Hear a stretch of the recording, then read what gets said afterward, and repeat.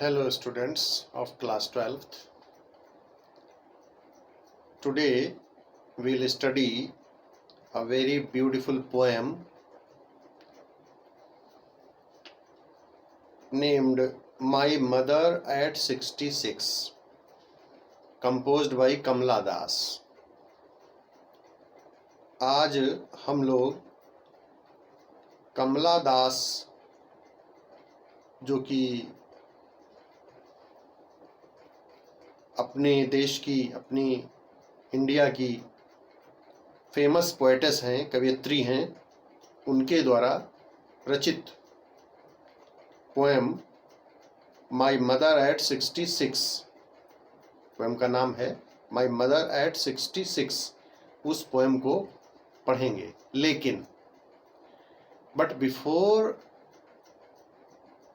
Reading and explaining the poem, I think it would be worthwhile if I tell you the background of the poem. लेकिन poem को पढ़ने और explain करने से पहले मैं सोचता हूँ कि ये ज़्यादा अच्छा होगा कि पहले मैं आपको उसकी बैकग्राउंड को बताऊँ। तो आइए पोएम के बारे में हम लोग चर्चा करते हैं।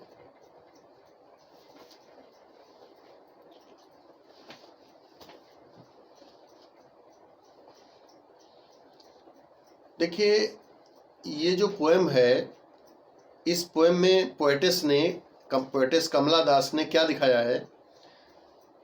The poetess is driving from her parents home to Cochin airport. The poetess is driving from her parents' home to the Cochin airport. जो कवयित्री है वह अपने माता पिता के घर से कोचीन हवाई अड्डे की तरफ गाड़ी चलाती हुई जा रही है। चलाती हुई जा रही है। Her mother is sitting beside her. गाड़ी में उसकी माँ उसकी बगल में बैठी हुई है। She is 66 years old. वह 66 वर्ष की हैं। उनकी माताजी कवित्री की, जो मदर है, उनकी एज 66 है, 66 की हैं वो। The old lady sits dozing. जो बूढ़ी माँ है उनकी कवित्री की, वो ऊँघती हुई बैठी हैं। सिट्स डॉजिंग, डॉजिंग मतलब ऊँघती हुई बैठी हैं। हर माउथ रिमेन्स ओपन. उनका मुख जो है वह खुला रहता है। कभी कभी लोग ऊँघते हैं तो मुंह खुला, थोड़ा सा उनका मुंह खुला रहता है, इस टाइप से। हर mouth remains open. Her face looks pale and faded grey like ash. उनका चेहरा looks pale माने पीला दिखता है, faded grey like ash. faded मतलब मुरझाया हुआ, grey like ash राख जैसा भूरा दिखता है। Her face looks pale and faded grey like ash. जैसे ऐश होती है राख, कोई चीज जला देते हैं ना, तो उसकी जो राख होती है तो वो कलर, उस कलर से का उनका faded grey like. Her face looks pale and faded. It looks lifeless like a dead body. और उनका जो चेहरा है उनकी मदर का, वो एक कैसा लगता है? लाइफलेस मन निर्जीव जैसा लगता है। जैसे डेड बॉडी निर्जीव होती है, उस तरीके से निर्जीव लगता है। The lifeless and faded face of her mother pains her heart. The lifeless and faded face of her mother pains her heart. कवियत्री की माँ का निर्जीव और फेडेड में मुरझाया हुआ चेहरा उसके दिल को दुख पहुंचाता है. पेन्स हर हार्ट बने उसके दिल को दुख पहुंचाता है. The old lady seems to be lost in her own thoughts. वृद्धा जो पोएटिस की माँ है अपने ही विचारों में खोई हुई लगती हैं. सीम्स टू बी लॉस्ट मतलब खोई हुई प्रतीत होती हैं. कहाँ? इन हर ओन थॉट्स मैंने अपने ही विचारों में. The poetess turns away her attention from her mother and looks outside. The poetess turns away her attention. कवियत्री अपना ध्यान, टर्न्स अवे हर अटेंशन माने अपना ध्यान अपनी माँ से दूर हटाती है. एंड लुक्स आउटसाइड और बाहर की ओर देखती है. The world outside is full of life and activity. बाहर का जो संसार है, the world outside is full of life and activity, जीवन और गतिविधियों से भरा हुआ है. मतलब सजीवता है उसमें. जो बाहर की दुनिया है, बाहर का जो संसार उसे दिखाई पड़ता है, कैसा लगता है? Full of life and activity. The trees seem running past. और जो पेड़ हैं, चूंकि वो गाड़ी से चल रही है, तो पेड़ जो हैं, the trees seem running past, पेड़ पीछे की ओर दौड़ते हुए प्रतीत होते हैं. जैसे हम लोग जब कार में बैठ के चलते हैं या गाड़ी में बैठ के चलते हैं तो हमको तेज स्पीड में चलते हैं तो क्या लगता है? लगता है कि पेड़ पीछे की ओर भाग रहे हैं. तो ऐसे इस प्रकार से पेड़ पीछे को दौड़ते हुए प्रतीत होते हैं. The children look happy and gay. बच्चे किस प्रकार दिखाई पड़ते हैं? हैप्पी एंड गे मतलब खुश, प्रसन्न दिखाई पड़ते हैं. While moving out of their homes in groups. जब माने अपनी घरों से बाहर समूह में निकलते हैं. The children look happy and gay while moving out of their homes in groups.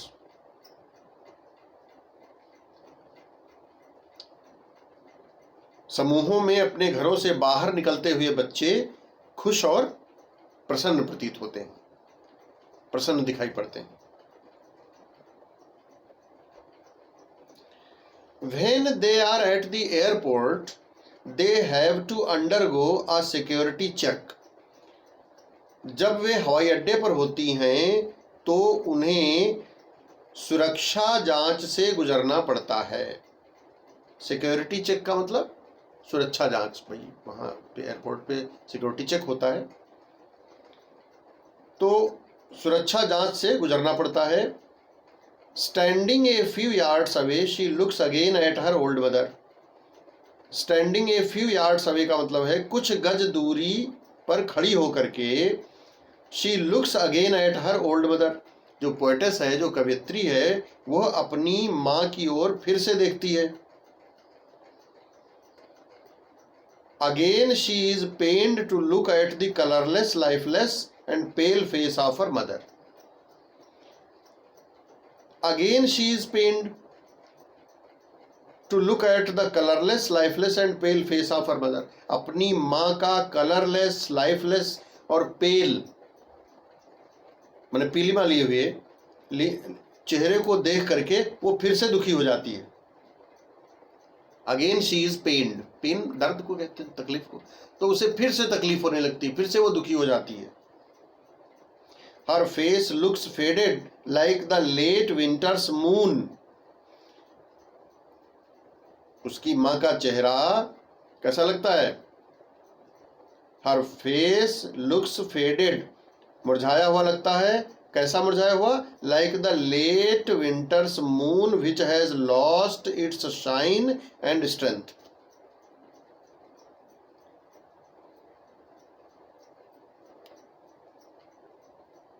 शरद ऋतु के धूमिल चंद्रमा के समान दिखाई देता है। फेडेड मतलब धूमिल। कैसा धूमिल? Like the late winter's moon which has lost its shine and strength. जिसने उस प्रकार के चंद्रमा, वह चंद्रमा, शरद ऋतु का वह चंद्रमा जो धूमिल दिखाई पड़ता है इस तरीके से, जिसकी चमक और शक्ति जा चुकी है, ऐसा चंद्रमा। तो ऐसे ही उसकी मदर का फेस दिखाई पड़ता है, उसे दिखाई पड़ता है। माने कवित्री को अपनी माँ का फेस उसी विवरण माने धूमिल चंद्रमा के समान दिखाई पड़ता है। This arouses the old familiar एक इन हर हार्ट। एक कहते हैं दर्द को। यह उसके दिल में पुरानी जानी पहचानी जो टीस होती है उसे पैदा कर देती है। यह चीज, यह बात उसके दिल में पुरानी जानी पहचानी तकलीफ पैदा कर देती है। Her childhood fear possesses her again। उसके बचपन का डर उसे फिर से जकड़ लेता है। Her childhood fear possesses her again। possesses her again माने उसे फिर से ग्रसित कर लेता है, फिर से जकड़ लेता है। But she composes herself to look normal। But she composes herself to look normal। लेकिन वो सामान्य दिखाई देने के लिए स्वयं को संभाल लेती है। कंपोजेज मतलब संभाल लेती है। बट शी कंपोजेज हरसेल्फ माने अपने को संभाल लेती है। टू लुक नॉर्मल माने सामान्य दिखाई देने के लिए। She scatters smiles on her face saying good bye to her. वह गुड बाई कहते समय